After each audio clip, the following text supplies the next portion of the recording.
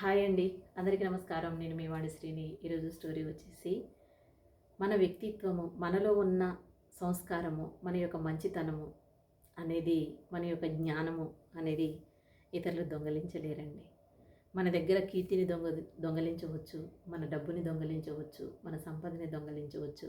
కానీ మనలో ఉన్న జ్ఞానాన్ని, మనలో ఉన్న సంస్కారాన్ని, మనలో ఉన్న మంచితనాన్ని ఎవరు కూడా దొంగలించలేరండి. మన యొక్క సంస్కారాన్ని, మన యొక్క విలువని మనం పెంచుకోవాలి అంటే మనం ఏ విధంగా ఉండాలి అనేది మీకు ఒక మంచి స్టోరీ చెప్తానండి. స్టోరీని అయితే స్కిప్ చేయకుండా చూడండి. ఇక్కడ ఒక మసాలా వ్యాపారి మసాలాలన్నీ అమ్మేసి తిరుగు ప్రయాణం చేస్తూ ఉంటాడు. అయితే దారిలో అతనికి ఒక ఒంటె కనబడుతుంది.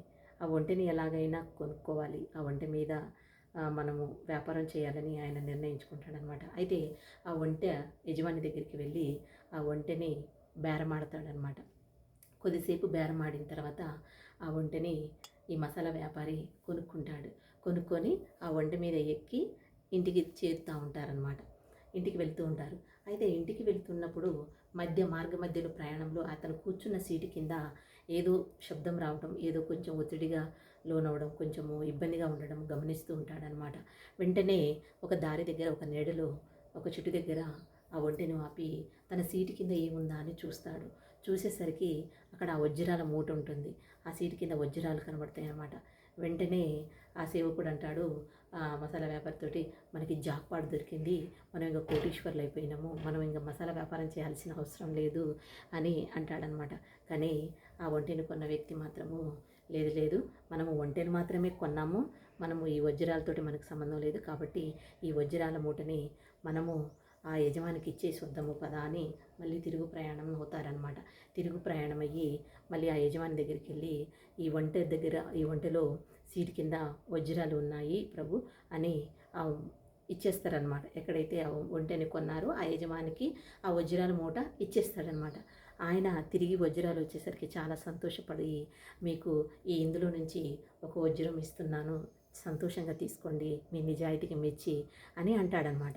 అనేసరికి అప్పుడు ఈ ఒంటిని కొన్న వ్యక్తి అంటాడు, నాకు వద్దు, నేను ఆల్రెడీ 2 వజ్రాలు తీసుకున్నాను అని అనేసరికి ఆ యజమానికి గబగబా గాబాలు ఎక్కువయ్యి నేను ఎన్ని తీసుకున్నాడు ఏంటో అని గబగబా వజ్రాలన్నీ కింద పోసి లెక్క పెడుతూ ఉంటాడనమాట. లెక్క పెట్టేసరికి అన్నీ కూడా పర్ఫెక్ట్గా ఉంటాయి, ఏ ఒక్కడి కూడా మిస్ అవ్వదనమాట. అప్పుడు అంటాడు, నా వజ్రాలన్నీ కరెక్ట్గానే ఉన్నాయి, మరి నువ్వు 2 తీసుకున్నాను అంటున్నావు కదా, ఎలా తీసుకున్నావు, నా దగ్గర అన్నీ కరెక్ట్గానే ఉన్నాయి కదా అంటాడు.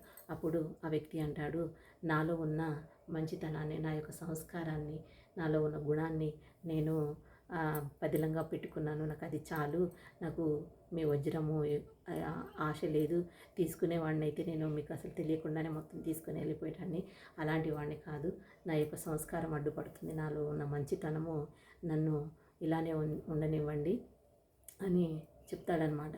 అంటే ఇక్కడ ఈ స్టోరీ ద్వారా మనం తెలుసుకోవాల్సింది ఏంటంటే, మనలో ఉన్న కీర్తిని ఎవరన్నా దొంగలించవచ్చు, మనలో ఉన్న డబ్బుని కానీ సంపదని దొంగలించవచ్చు, కానీ మనలో ఉన్న మంచితనము, మనలో ఉన్న సంస్కారాన్ని మాత్రము ఎవరి కూడా దొంగలించలేరండి.